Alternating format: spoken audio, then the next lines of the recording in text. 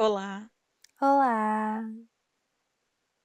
vou me apresentar. Eu sou a Victória, este é o meu sinal, e eu estarei entrevistando hoje a Fernanda Machado. Você pode se apresentar? Este é o meu sinal e eu me chamo Fernanda.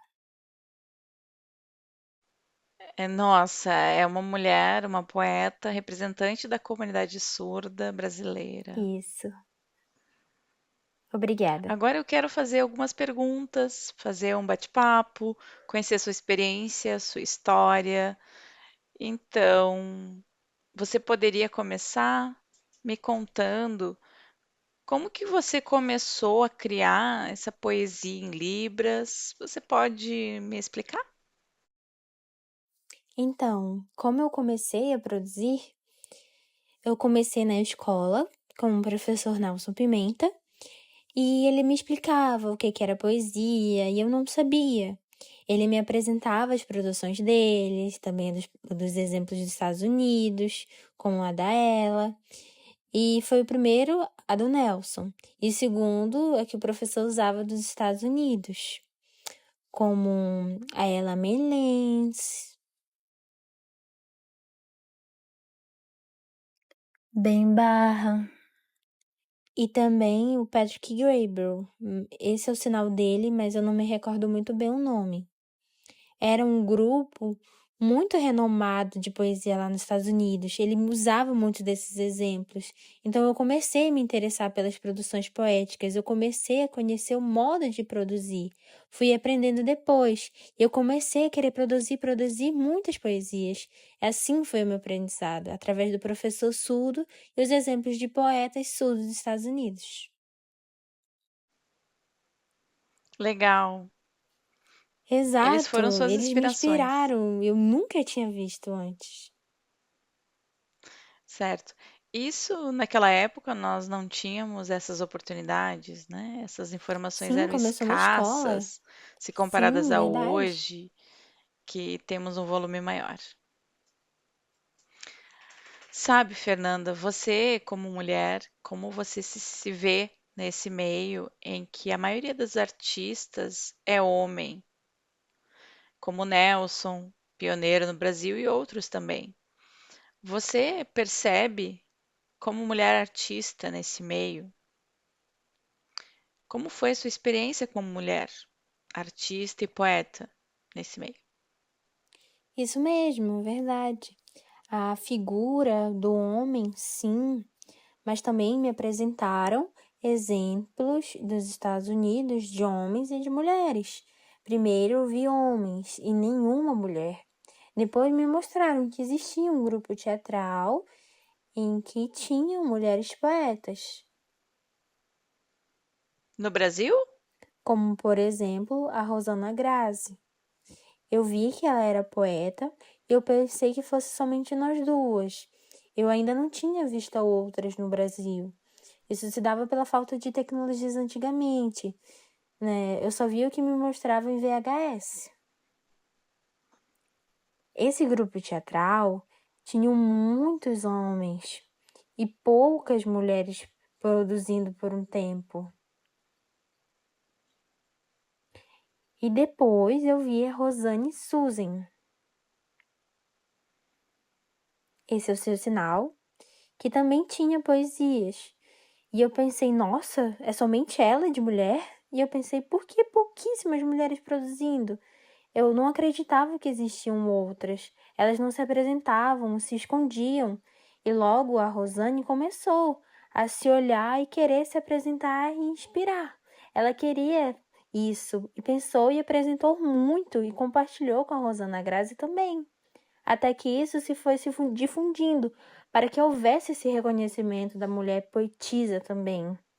Eu comecei a conhecer, a criar mais, a ter ideias naquela época sobre a minha poesia. Você é a primeira que impactou esse meio artístico como mulher surda no Brasil, justamente num período em que a maioria era homem. E hoje já vemos mais igualdade. Isso é um impacto, o fato de você ser mulher surda e poeta, certo? Você representa todas nós mulheres da poesia. Seu nome sempre é apontado como uma fonte de inspiração feminina que inspirou a outros também. Sim, verdade, não tínhamos antes. Tínhamos apenas homens inspirando a outros. E onde estavam as mulheres? Hoje já temos muitas inspirações femininas, são modelos que servem para inspirar outras mulheres. É uma influência crescente, é um grupo de mulheres e cada uma delas inspiram outras. Se olharmos para isso e se perguntar quem influenciou, verá que é um ciclo que está aumentando. Por exemplo, começam com duas, que inspiram mais duas, se tornam quatro e depois oito e assim sucessivamente. E se pergunta quem influenciou, retorna às gerações anteriores e tende a aumentar e se espalhar cada vez mais. E isso me agrada muito. Antes era comum a questão da falta de segurança. O que temos hoje, então, continuando as perguntas. Você é professora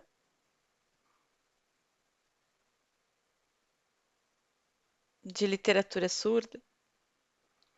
Então, o que é importante nesse ensino, você como professora surda, o que pensa sobre ensinar literatura para surdos e também para ouvintes?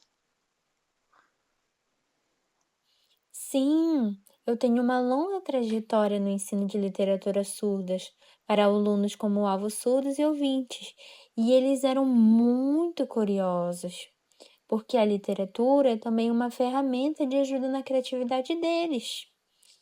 E ajuda bastante. Por exemplo, ilustro vários exemplos de literatura e depois fazemos atividades, cada um faz de 1 até 10. E eles respondem com muita maestria. Eles veem como são capazes de interagir, de produzir, de pesquisar. Por exemplo, analisamos um poema mostrando com determinado conteúdo e depois outro poema com outro conteúdo. E eles falam de novo. Eu digo, veja, há outros elementos para aprofundar, depois um terceiro conteúdo do mesmo poema e eles veem que é igual, mas há outro conteúdo. Eu apresento o poema com várias características cada vez mais profundas. Esse processo se parece quando catamos piolho, vemos pouco, mas depois, se notarmos, há mais e mais. Se você olhar com o microscópio, vai ver que ainda tem. Se ainda não estudou com uma lente de aumento, vai faltar enxergar coisas, mas se olhar de novo, veremos que está cheio de detalhes que merecem a nossa atenção. Cada produção, seja de conto, piada, são passíveis de análise profundas. Eles se surpreendem com isso e depois podem fazer, publicar, porque outros colegas, professores da literatura surda, já conversei sobre isso, que as produções precisam ser difundidas, as atividades são guardadas para as universidades e muitas, e eu penso a quanto a isso, precisamos desenvolver, fazer trocas entre outros professores do ensino da literatura surda. Já interagi com a professora Rachel, que ela é da Inglaterra e adaptou seus conhecimentos para o Brasil, porque não tínhamos e concordamos que precisávamos ensinar isso aos alunos. Eles necessitam muito, necessitam. Por exemplo, temos várias disciplinas envolvendo a Libras e a língua de sinais. E a literatura também trazem essas ideias novas que contribuem para todas as outras. Isso é por causa da literatura. Muitas pessoas pensam que nas pesquisas das outras disciplinas, mas algumas ideias podem quebrar essas regras, sem precisar seguir prescrições. Pode sim ter liberdade, literatura surda tem uma criatividade, e é claro que tem regras, protocolos, são importantes em determinados momentos, mas às vezes precisamos quebrá-las. Eu amo a literatura surda e as suas possibilidades, e agora os alunos podem ir adiante no mestrado, doutorado, e por isso, porque é uma nova área, e é isso. Então, isso sobre literatura surda, a maioria pensa que é restrita ao meio acadêmico, ao letras libras. Então, isso significa que é preciso inspirar mais pessoas, pois elas não se limita à disciplina. Suas influências estão além da academia. Precisamos reconhecer a literatura surda. Sim, quando os alunos fazem as atividades, eles têm a dúvida se podem publicar. E eu incentivo, publiquem em livros, DVDs, sites, gravar em libras. É a Nas criatividade do redes autor, eles sociais, para podem. fora. Eu aprendi na letras libras, eu guardava as atividades, eu não mostrava ainda. Isso mesmo, perfeito. Quando você pensa sobre ensino, é importante entender como ensinar poesia para adultos surdos, que é diferente de ensinar para crianças surdas. Mas com relação às metodologias, o que é necessário para um ensino mais adequado para cada um desses públicos Poesia? surdos? Sim, Isso. sim. Eu já tive experiências, principalmente com adultos e crianças. E são metodologias diferentes. Muitas crianças ainda não tiveram acesso à língua de sinais. E é necessário mostrar essas produções, estabelecer essa ponte entre elas e os conteúdos em vídeo, mostrar de forma que elas se identifiquem, em sinais menos complexos, com temáticas agradáveis, brincadeiras criativas, como por exemplo, um barco. Aí eu posso brincar com as vogais, as letras do alfabeto. E só, simples. Posso até usar os números, o nome dos alunos. É simples, ver brincadeiras que eles gostem. Se eles brincam de boneca, eu pergunto: qual é o nome da boneca? Se eles gostam de boneca, é usar codificadores de mãos de boneca, como andar, dormir, estimular. Aí vão aumentando. Eu ensino na minha experiência, assim descobrindo o que gostam e depois interagirem com outras crianças.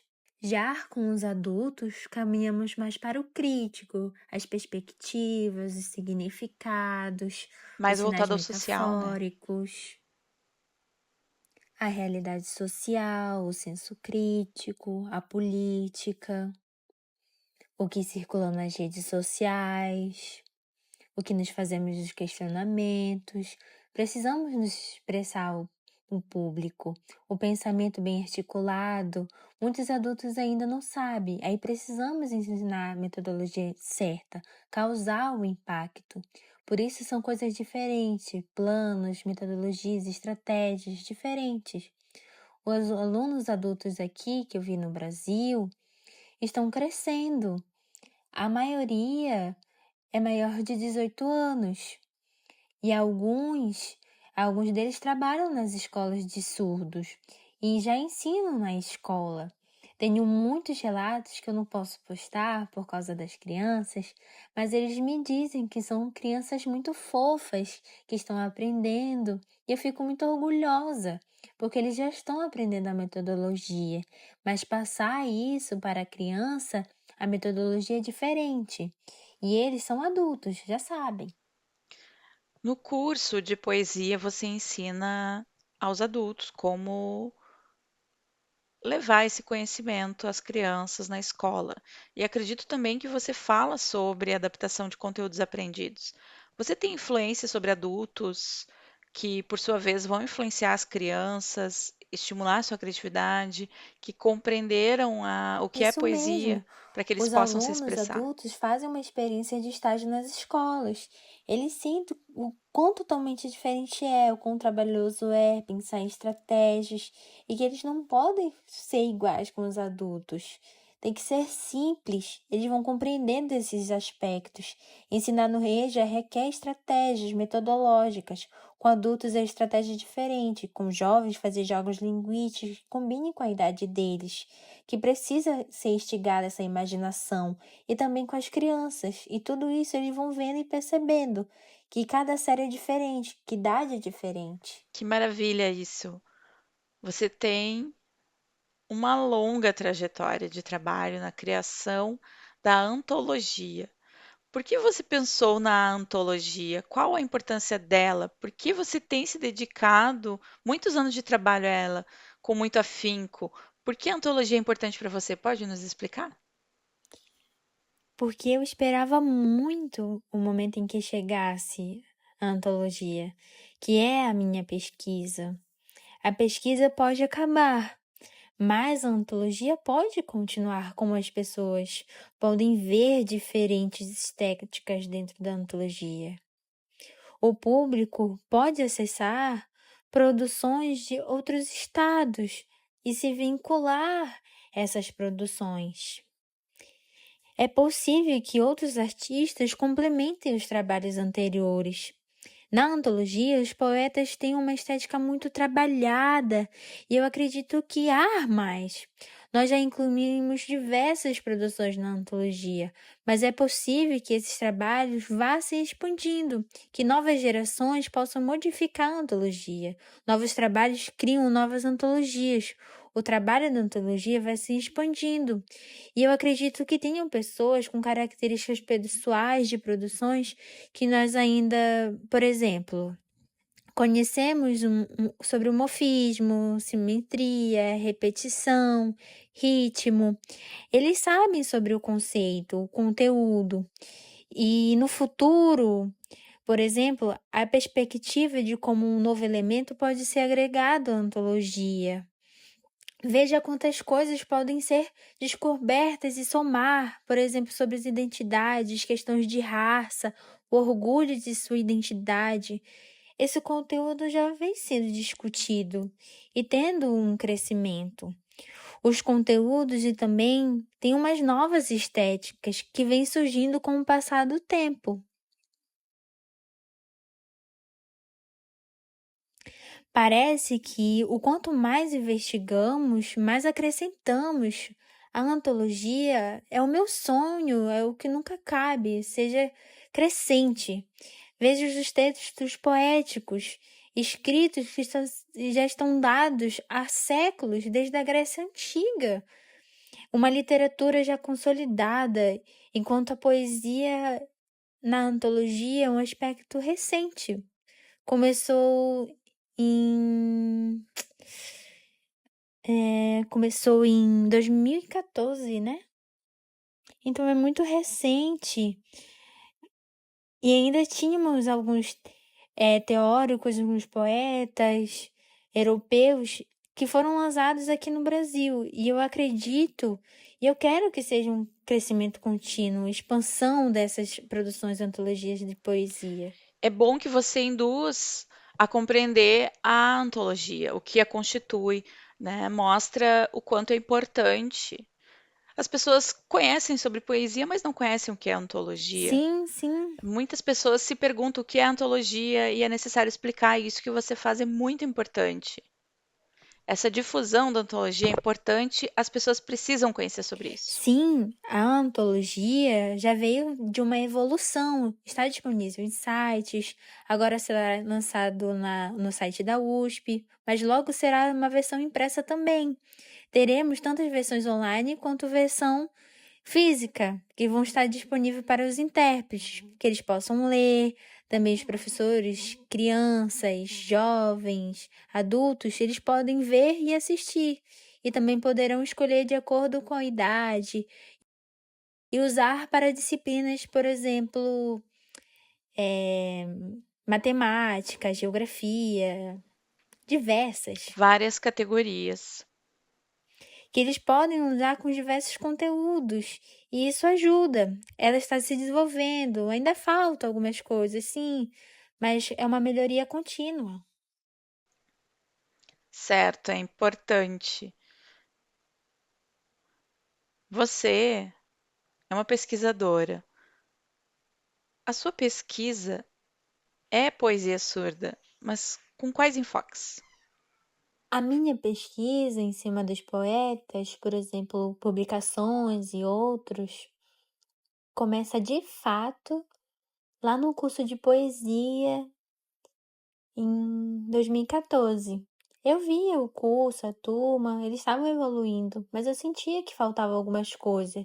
Já tínhamos pessoas para nos inspirar, mas faltava publicar o nosso trabalho sobre o ensino.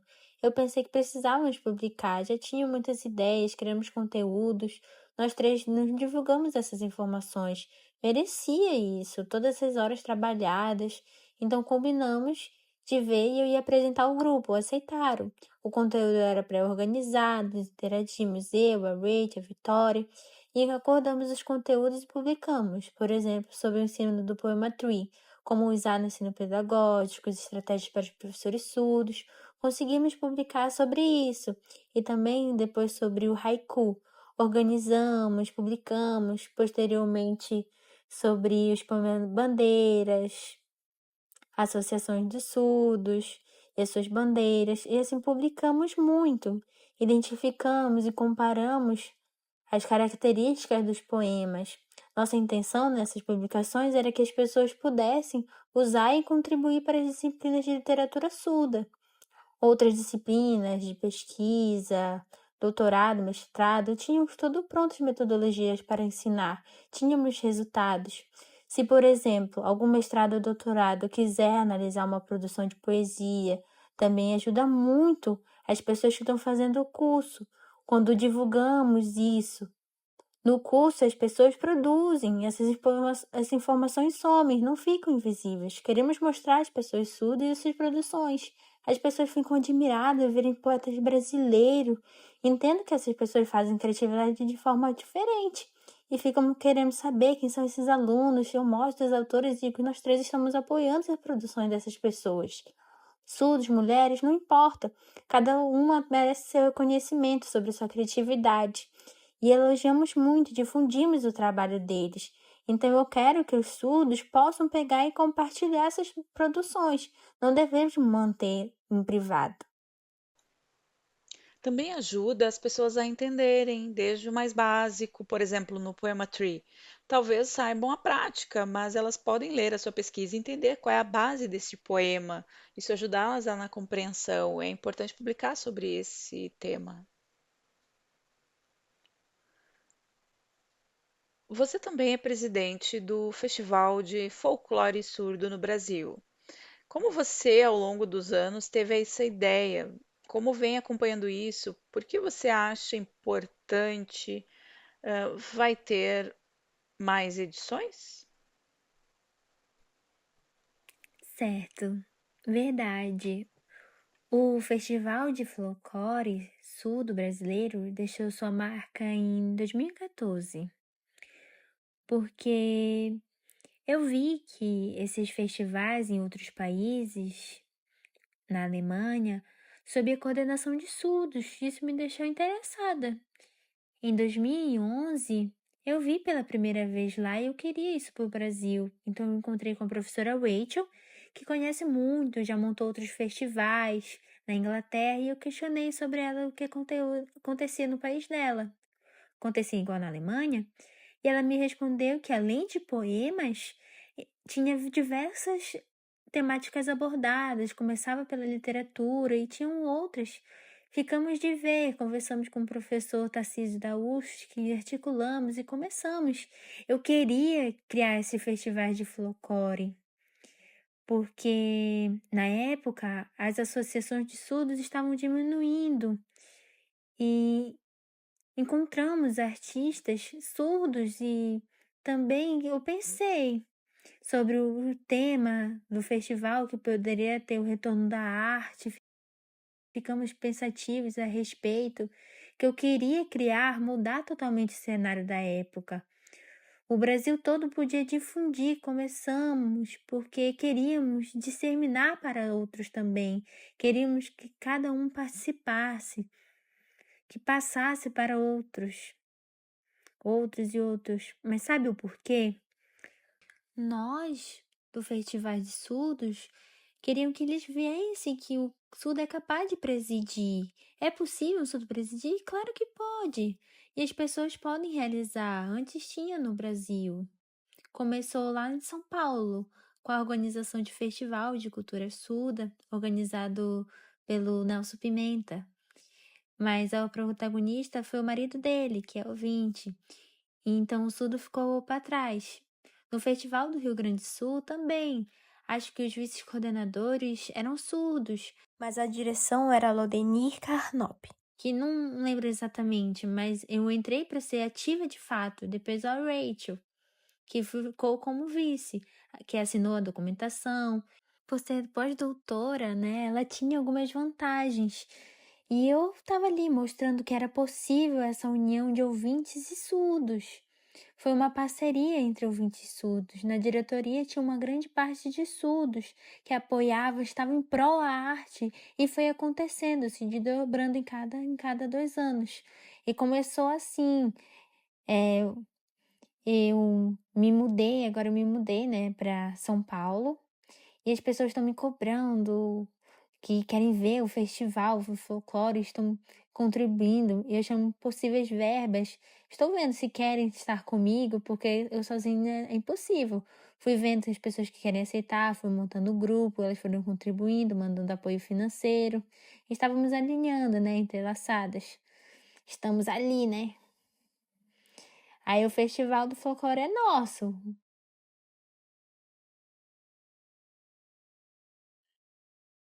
O objetivo é conectar todos os festivais do Brasil, é unir vários. Eu quero isso, por exemplo, o festival lá de Pernambuco, o festival do Rio, né? Não me recordo muito. E o Festival Despertacular de Brasília Isso, também. que mais? E recentemente criaram o Euforia-se, que também tem literatura. Sim, isso, Euforice, que quer contemplar um festival futuramente. Eu fico admirado com tantos festivais. O Festival do Folclore não é o único, mas é um parceiro de várias pessoas que me encontraram e que querem fazer parceria. É um tempo de cada festival. Por exemplo, Pernambuco, de Brasília. Eles continuam. O objetivo do Festival do Folclore é ter vários representantes. Por exemplo, o presidente da Associação de Pernambuco deve estar presente e outros também. Fazer um grande grupo, uma grande equipe. Isso as pessoas não esqueceram do festival. Estão sempre me cobrando e até agora, e eles ainda querem o festival volte de novo. Eu fico muito feliz com tudo isso, que eu não estou sozinha, estou guardando você. Vamos juntos formar um grupo também, de ouvintes, surdos, todos juntos. Sou muito grata, inicialmente pela Rachel, por Tarcísio, que formaram um grupo. E também por você, Vitória, que lá atrás esteve presente como monitora, né? Bolsista, trabalhava na equipe. Você começou, você criou o Festival do Folclore Surdo. Antes não tínhamos e agora foram surgindo vários festivais. Isso é bonito para nós, povo surdo. Sim, sim, verdade. Tiveram outros festivais em São Paulo, Rio Grande do Sul, mas eles tiveram a primeira edição e depois sumiram. Eu não quero acabar, eu quero continuar sempre, tentar para que sejam em 2 anos. Eu quero criar outros festivais em lugares diferentes, que eles continuem, assim que consigam também em Curitiba. Tem um grupo de mostra surda de teatro. Isso, sim, sim. Os responsáveis do Fluido está dentro do Festival Ouvinte. Podemos nos juntar aos festivais ouvintes, aproveitar para participar deles, mas também podemos implementar festivais, tendo o surdo como um protagonista.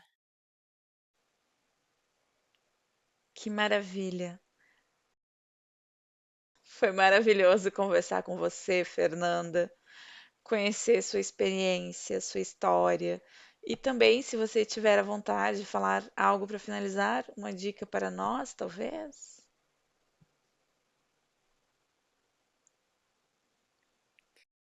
Bem, a minha mensagem para todas as pessoas: quem é artista sabe que os não artistas os admiram muito. Tem muitas demandas para suas produções. E quem é artista, nossa, tem estéticas, ideias novas para serem evoluídas, que são maravilhosas. Eu fico encantada. Precisamos continuar. Eu aplaudo a vocês. As pessoas que não são artistas devem assistir os artistas, aprender de como mudar a sociedade, a como quebrar os estereótipos negativos. A arte ajuda muito a mudar isso. Eu quero que a arte continue e também, se é a primeira vez que a produção ela vai estar desaparecendo, continue, tente, faça parceria com vários artistas. Existem várias formas de artes. Faça competições de slam. Eu vi nos slam que as pessoas vêm participar. Faça proposta de verba, aproveite para pegar as oportunidades. Em qualquer arte, tem verbas disponíveis. Eu espero que em qualquer coisa possam pegar, fazer. Se der errado, tente de novo pela segunda vez, aprenda a pedir verba. Pode ser numa equipe, num grupo ou sozinho. Tem diversas opções. Pode pedir verba para mostrar a sua arte. Já vi algumas pessoas que conseguiram recurso. E é isso que eu quero que continue. Porque às vezes a arte é voluntário. Tem artistas profissionais, mas precisamos ter consciência. Quero parabenizar todos os artistas maravilhosos e eu quero que vocês continuem produzindo cada vez mais e mais e mais e mais. E eu quero que não esqueçam das crianças.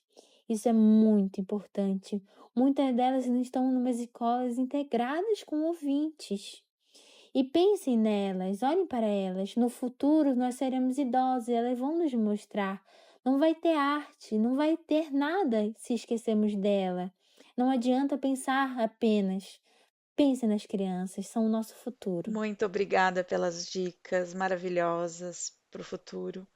Obrigada e parabéns. Obrigada, Vitória. Obrigada. Amei a nossa conversa. Maravilha. Beijos, Tchau, tchau. tchau. Beijo.